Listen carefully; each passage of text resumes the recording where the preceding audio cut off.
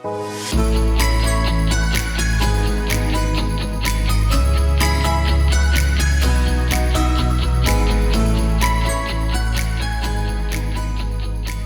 morning, good evening, good afternoon, good night, wherever you are around the world, around the country, around the state, around the city.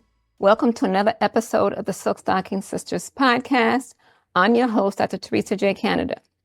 So today, as you will notice, you will not see me, but you'll see my book, Desegregation in New York City Schools, will probably be up there while I'm speaking.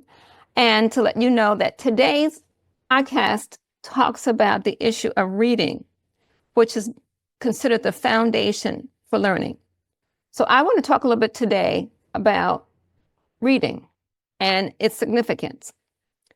Now, reading is a skill that all should learn. It's the basic foundation for learning, understanding the world, and how one fits into the world. It's also the main source for achieving success. In anything, you have to be able to read. Okay, so let me tell you a little history about reading and its impact for the North and the South, and specifically for people in the North, but in particular for Black people in general.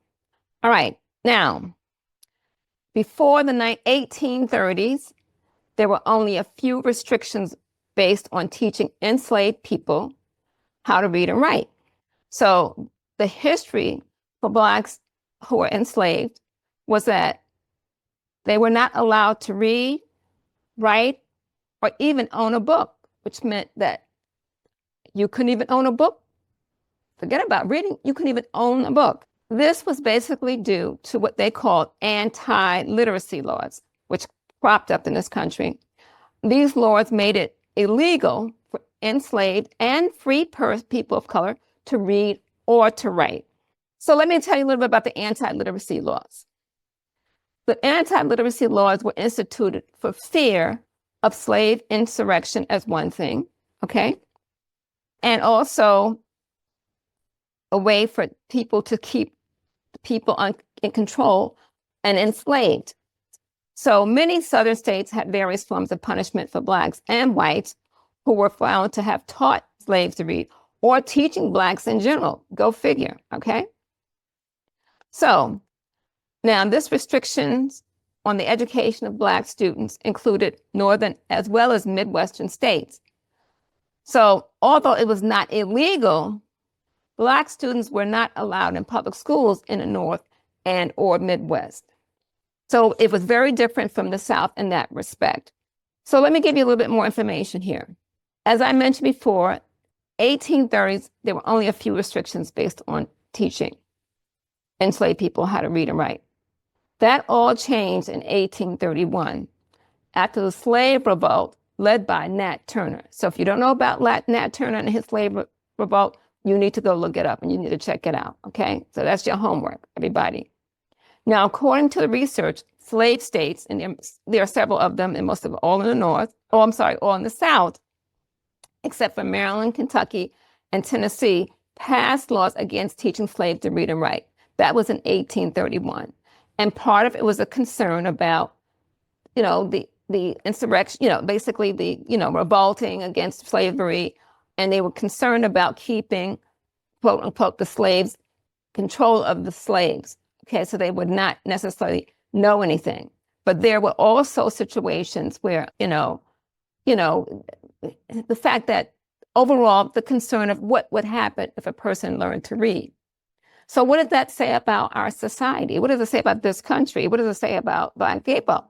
Okay, so why is it you didn't want them to learn how to read? Because if they learn how to read, then they'd be able to know more about, how to understand the world, how basically to feed themselves, learn things about taking care of themselves, being able to have some existence beyond the enslavement they were under at the time.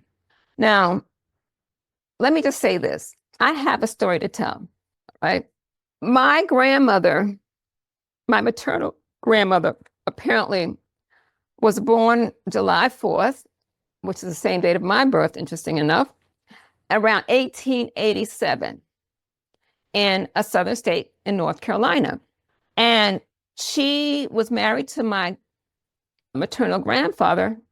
His name is Richard, and basically they were married in 1903. That much I do know. So I was told that she was 16 when she was married. When she got married. And I had to go back and say, if she was married at 16 and they were married in 1903, that meant she probably was born in 1887. I did the math, all right? I didn't have to need to calculate, but I did the math. So I recall that my grandmother, the only thing I remember her reading and reading well was the Bible.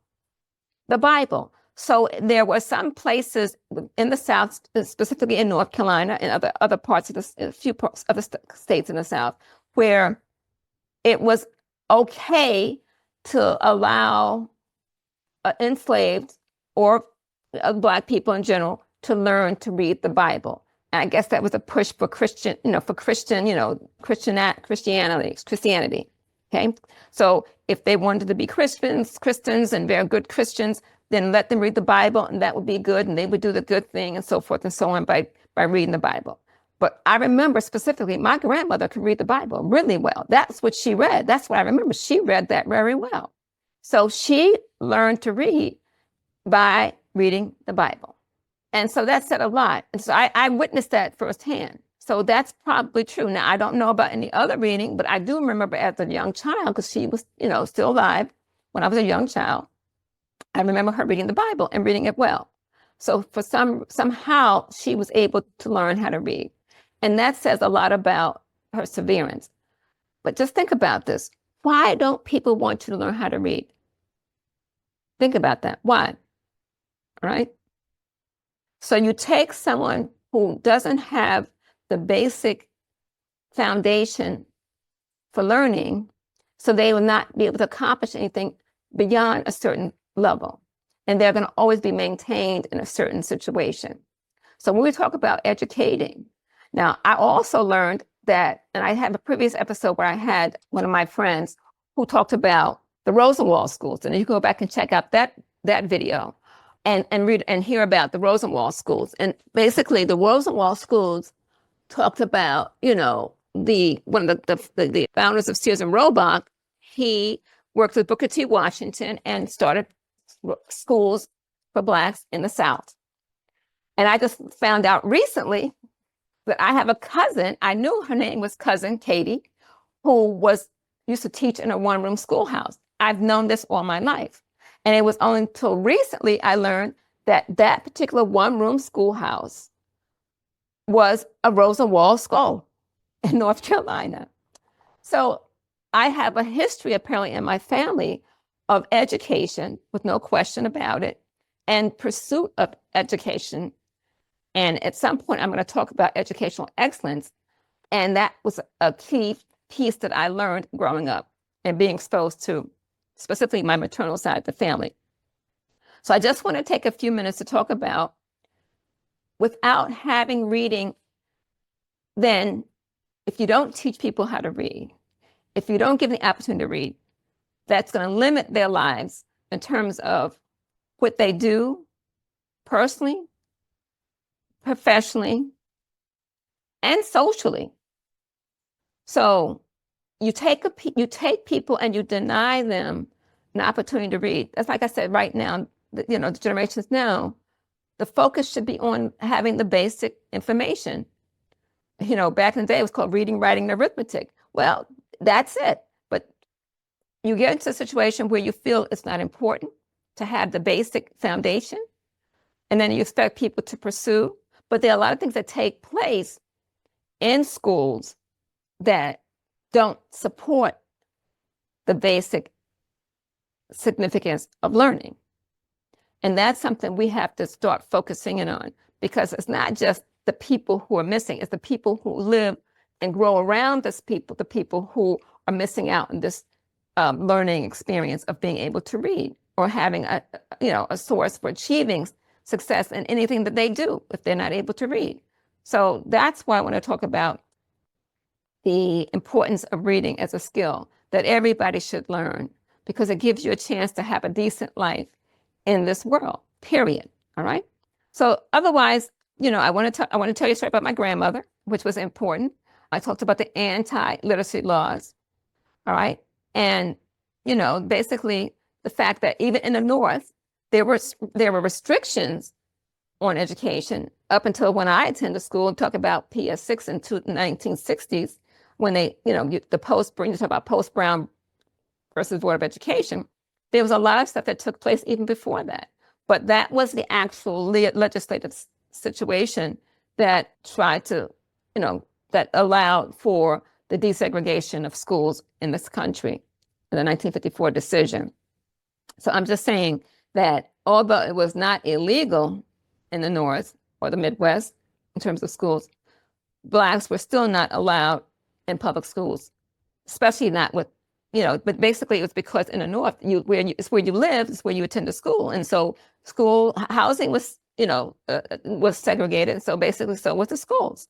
So that just gives you a little bit information about the literacy laws and why and so forth. So you need to know this as to why you think people, weren't taught to read. So I want you to think about that and how you feel that's going to impact your life, or how it has impacted other lives, and what we need to do now to make sure people learn the basic, quote unquote, reading, writing, and arithmetic.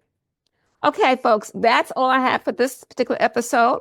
Let me hear your comments, and, put thumbs up, subscribe, and you'll learn more things about issues related to reading, education, and topics around these issues, the past and the present and possible future implications of what this may be for our society. So until the next time, have a great day, evening, and thank you so much for your support of this channel. Bye now.